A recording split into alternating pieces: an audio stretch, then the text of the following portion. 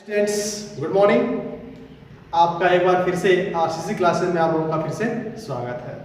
ठीक है, आइए हम यहाँ पे देखते हैं कि प्रोनाउन क्या होता है। प्रोनाउन के बारे में हम पढ़ेंगे और प्रोनाउन कितने प्रकार के होते हैं इसके बारे में हम पढ़ेंगे। लेकिन सबसे पहले हमारा जो सब्जेक्ट है, सब्जेक्ट हमारा क्या है जी, आज का जो प्रोनाउन है।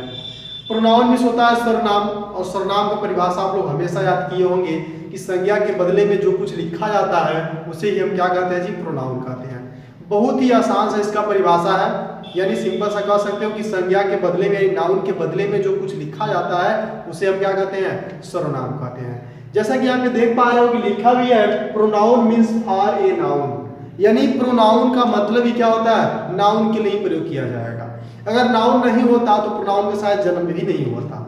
ठीक है, यानी प्रोनाउन का जो जन्म हुआ है वह नाउन के लिए ही हुआ है, नाउन की देखभाल करने के लिए ही हुआ है। ठीक है, इतना आपको समझ में आ रहा है ना कि प्रोनाउन का जन्म क्यों हुआ है, क्योंकि हमारे नाउन के लिए। अगर नाउन नहीं होता तो प्रोनाउन का जन्म नहीं होता। ठीक है, तो यानी जब भी हम क्या करेंगे, नाउन के बदले में जो कुछ लिख देंगे वही हमारा क्या हो जाएगा, प्रोनाउन हो जाएगा। ठीक है, यानी उसके बदले में, नाउन के बदले में जो कुछ लिखा जाता है उसे हम क्या कहते हैं, प्रोनाउन कहते हैं। अभी एक दिमाग में बात में आपको आ रहा होगा कि हम प्रोनाउन का यूज करते क्यों हैं। तो प्रोनाउन का यूज क्यों करते हैं आपको यहाँ पे हम बता दें कि प्रोनाउन का यूज इसलिए किया जाता है कि नाउन से बचने के लिए। जैसे मान लो कोई नाउन है और वो बार बार आ रहा है सेंटेंस में, कोई लंबा चौड़ा सेंटेंस है और वो नाम जो है, नाउन जो है बार बार आ रहा है, और उसके बदले में अगर हम कुछ लिख देंगे तो क्या होता है, उसका सेंटेंस जो होता है वो बोलने का तरीका है थोड़ा सा चेंजिंग हो जाता है। यानी नाउन का बार बार प्रयोग करने से बचने के लिए हम क्या करते हैं, प्रोनाउन का प्रयोग करते हैं। इतना तो आपको समझ में आ गया हो गया क्या होगा कि नाउन प्रोनाउन का प्रयोग क्यों करते हैं। ठीक है, जैसे मान लो राम के बारे में, राम एक लड़का है, राम एक अच्छा लड़का है, राम एक विद्यार्थी है, राम के पिता किसान है, तो बार बार क्या राम हमारा आ रहा है। ठीक है, राम हमारा क्या जी, नाउन है। अभी आपको पता कि जितने भी आपके नाम होते हो क्या होते हैं, नाउन होते हैं।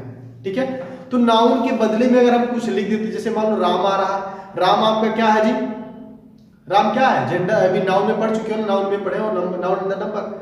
तो जो राम हमारा क्या है, नाउन है। ठीक है, अब उसके बदले में हम क्या लिख देंगे, जैसे मान लो प्रोनाउन, उसके स्थान पर, राम के स्थान पर अगर हम ही लिख देते हैं, जैसे मान लीजिए यहाँ पे देखा जाए राम हमारा बार बार आ रहा है, तो बार बार दोहराने से बचने के लिए राम के लिए हम क्या लिख सकते हैं जी, ही लिखेंगे। तो यही आपका ही जो लिखा जाएगा वही आपका क्या हो जाएगा, प्रोनाउन हो जाएगा। तो सीधे शब्दों में कहा जाए कि नाउन से बचने के लिए हम किसका प्रयोग कर सकते हैं, प्रोनाउन का प्रयोग कर सकते हैं।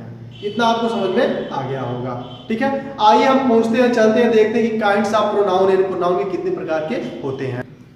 चलिए यहाँ पे हम देख रहे हैं कि काइंड्स ऑफ नाउन कितने होते हैं। काइंड्स ऑफ नाउन नहीं, काइंड्स ऑफ प्रोनाउन, यानी काइंड्स ऑफ प्रोनाउन कितने होते हैं। अभी आप लोगों ने पिछली कक्षा में आप लोग पढ़े हुए कि काइंड्स ऑफ प्रोनाउन जो होते हैं वो आपके 9 होते हैं, पिछली कक्षा में पढ़े। लेकिन आपका यहाँ पे जो है 2 बढ़ा दिया गया, यानी कुल मिलाकर कितने हो गए जी, 11 हो गए। यानी देखा जाए तो हमारा काइंड्स ऑफ प्रोनाउन, यानी प्रोनाउन की संख्या कितनी होती है जी, 11।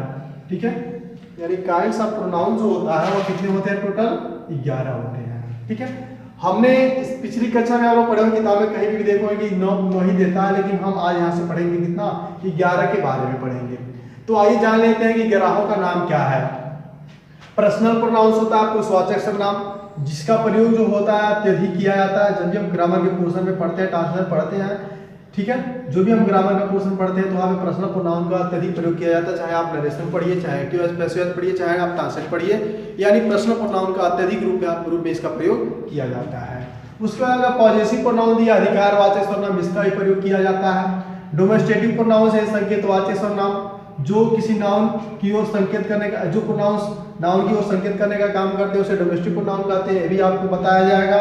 डिस्ट्रीब्यूटिव प्रोनाउंस, व्यष्टिवाचक सर्वनाम यानी विभागवाचक, जो बांटने का काम करते हैं। ठीक है, रेसिप्रोकल प्रोनाउंस, पराश्रयी संबंध यानी संबंध को स्थापित करने का काम करेंगे। रिफ्लेक्सिव प्रोनाउंस, निजवाचक सर्वनाम, इसमें देखिएगा बहुत ही आसान होता है, इन दोनों का जो होता है रिफ्लेक्सिव और इम्फेटिक, इन दोनों में आपका SELF या SELVEL जुड़ा रहता है, यानी दोनों में क्या है, SELF या SELVEL दिया रहता है। इससे हम पहचाने थे कि रिफ्लेक्सिव और इम्फेटिक प्रोनाउन है। लेकिन बहुत ही आसान होता है, जैसे आप देख लीजिए जब हमारा SELVES का प्रयोग, ठीक है, क्रिया के बाद होगा, जब यह क्रिया के बाद होगा तो उसे रिफ्लेक्सिव प्रोनाउन कहेंगे, और जब हम क्रिया यानी कर्ता के पहले SELF या SELVES का प्रयोग उसे क्या कहेंगे, इम्फेटिक या इम्फेटिव प्रोनाउंस कहेंगे। इसमें भी आपको बताया जाएगा।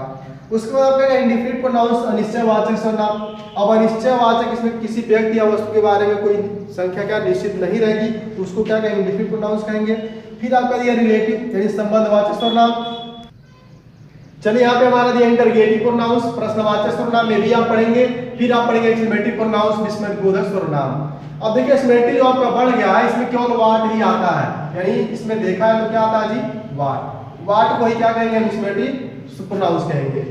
यानी कहने सकता है एक्सक्लेमेटिव, हमको पता होगा कि एक्सक्लेमेटिव क्या होता है कि हृदय से अचानक उठने वाले भाव को क्या कहेंगे, हम एक्सक्लेमेटिव कहते हैं। ठीक है, ये भी आपको बताया गया।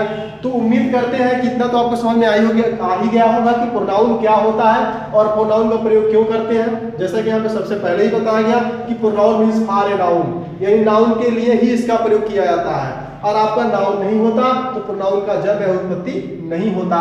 अब देखा जाए काइंड्स ऑफ प्रोनाउन, ये टोटल हमारे कितने होते हैं जी, 11 होते हैं। 11 के बारे में हम एक एक वीडियो में अपलोड किया जाएगा और सभी लोग इसमें जितना भी है आपको डिटेल में बताया जाएगा। तब तक के लिए इतना देखते रहिए, लाइक और सब्सक्राइब करते रहिए। फिर मिलेंगे नेक्स्ट वीडियो में।